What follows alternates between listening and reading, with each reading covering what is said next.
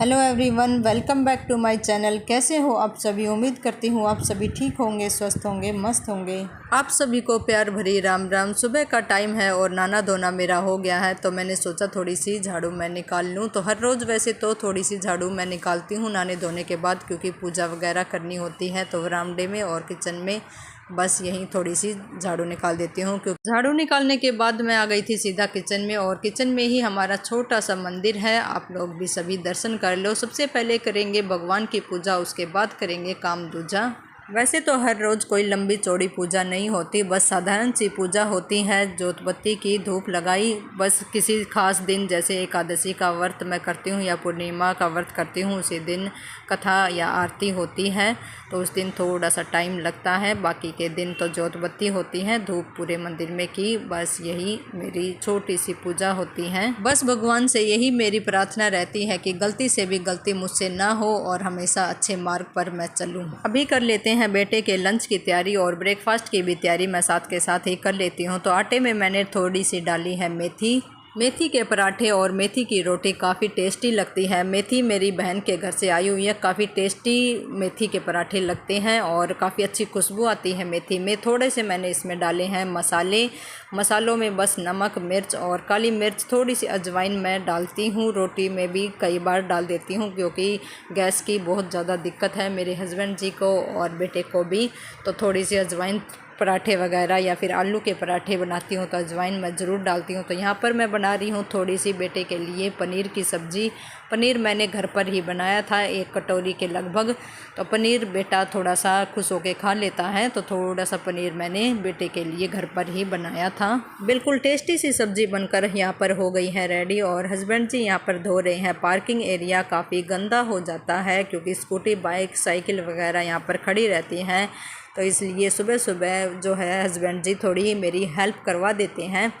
जैसे स्कूटी वगैरह धोते हैं तो यहाँ पे गीला हो जाता है, तो यहाँ पर भी थोड़ा बहुत धो देते हैं। और उसके बाद मैं आ गई थी सीधा किचन में, और मैं रख रही हूँ यहाँ पे चने उबलने के लिए। चने मैंने रात को ही भिगो दिए थे, तो चने बेटा खाता नहीं, इसलिए मैंने 2 आलू भी यहाँ पर डाले हैं। पनीर की सब्ज़ी बिल्कुल ही थोड़ी थी, उससे तो हमारा काम चलने वाला नहीं है, तो इसलिए दोपहर के लंच के लिए मैं यहाँ पे जो है चने उबलने के लिए रख रही हूँ। हो गया चाय नाश्ते का टाइम।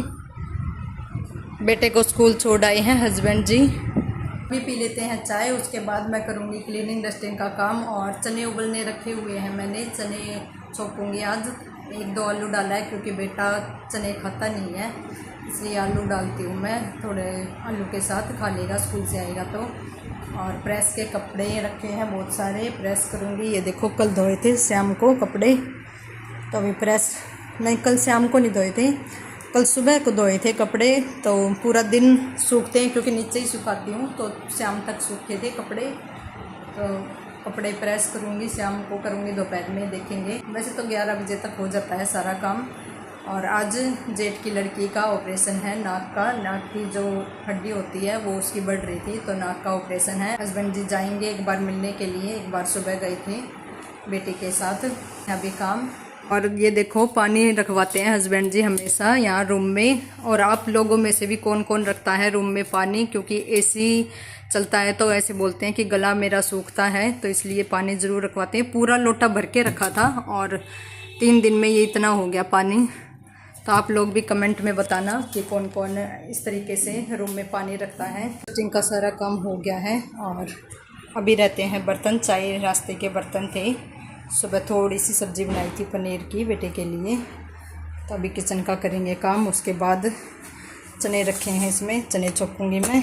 कुकर में चने रखे हैं। दूध मैंने बिलने के लिए रख दिया था, जब तक मैंने बर्तन धोए, तो दूध भी हमारा यहाँ बिल चुका है और मक्खन भी काफ़ी अच्छे से आ चुका है। सुबह उठते ही मैंने फ्रिज में रख दिया था दही को, ताकि अच्छे से मक्खन आ जाए, क्योंकि बर्फ़ में डालती हूँ तो ये जो रई का नीचे का है कई बार निकल जाता है बर्फ़ से, उस पर लग के, और काफ़ी टाइम लग जाता है, फिर ये निकल जाता है। तो इसलिए मैंने सुबह उठते ही फ्रिज में रख दिया था। और कई बार मैं ऐसा करती हूँ कि खाने के टाइम पर ही मैं घी निकालती हूँ। तो घर पर ही हम लस्सी, दही या फिर मक्खन वगैरह निकाल लेते हैं। काफ़ी अच्छा लगता है घर का दही, मक्खन हो, लस्सी हो, और काफ़ी जैसे चटनी के साथ भी खा सकते हैं लस्सी, या फिर दही मिल जाए तो।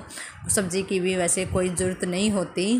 तो अभी छोंक लेते हैं चने, और चने के लिए मैंने यहाँ पे कढ़ाई गर्म होने के लिए रख दी थी। ऑयल भी मैंने यहाँ डाल दिया था। तो थोड़े से प्याज, काफ़ी अच्छे लगते हैं चने छुके हुए, थोड़े से प्याज और टमाटर डाल के, और काफ़ी हेल्दी भी होते हैं, आयरन की भी पूरी मात्रा होती है। वैसे बेटा खाता नहीं है, वैसे बच्चों को खाने चाहिए।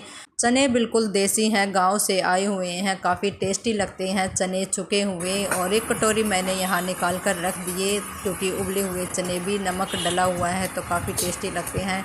बचपन में काफ़ी खाया करते थे उबले हुए चने, तो बचपन की याद दिला देते हैं चने। वैसे तो यहाँ पर डाल दिया है थोड़ा सा पानी, और मसाले वसाले थोड़े से डाले हैं। बहुत ज़्यादा मसाले वैसे तो मैं नहीं डालती, बस नमक, मिर्च, हल्दी यही डाले हैं। और लोहे की कढ़ाई में अगर चने बनाए तो और भी काफ़ी फ़ायदेमंद होते हैं, जैसे कि लोहे आयरन की मात्रा काफ़ी मिलती है लोहे की कढ़ाई में। अगर हम चने या कोई भी सब्ज़ी बनाते हैं तो थोड़ा सा मैंने यहाँ किचन किंग डाला है, थोड़ा सा मसाले के चने बना रही हूँ मैं। आज ही वैसे मसाला डाला है, बाकी मैं कम डालती हूँ मसाला। काफ़ी चटपटे से मसाले वाले चने खाने का मन था मेरा, तो इसलिए मैंने बिल्कुल चटपटे से चने बनाए। आलू चना और बस बनाए, लेकिन चना का साइज थोड़ा छोटा है। और बेटी का ऑपरेशन हो चुका है, कैसी है बेटी? हाँ बिल्कुल ठीक है।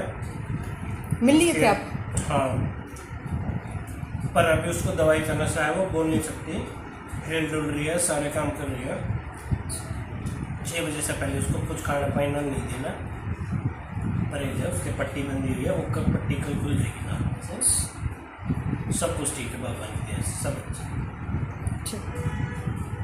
के बजे हैं 5, और यहाँ पे मैंने मशीन लगाई हुई है, वॉशिंग मशीन, क्योंकि कल थर्सडे है और परसों एकादशी है, इसलिए आज मैंने मशीन लगा ली।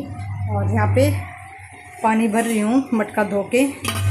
पानी आया हुआ है काफ़ी तेज़, और बेटे के लंच बॉक्स वगैरह सब धो धा के प्लेट में रख देती हूँ, सारा पानी सूख जाए अच्छे से।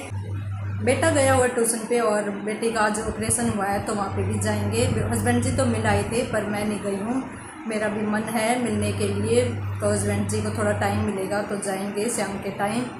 और मैं बताया था कि बेटी का आज ऑपरेशन हुआ है, और बेटी बिल्कुल ठीक ठाक है। मिल के आई हूँ अभी।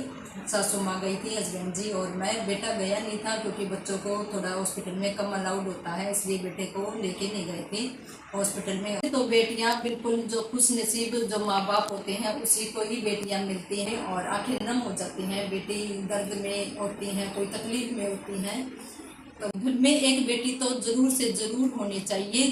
काफ़ी रौनक आती है घर में, बेटियों के बिना कोई भी रौनक नहीं रहती। ऐसे तो हम भी किसी की ना किसी की बेटियां हैं, और आप लगा लो चाहे मैं लगा लूँ, कोई भी लगा लो, तो सब किसी की ना किसी की बेटियां होती हैं। तो आज मैं आपको एक अच्छी सी शायरी बेटी के बारे में सुनाना चाहती हूँ।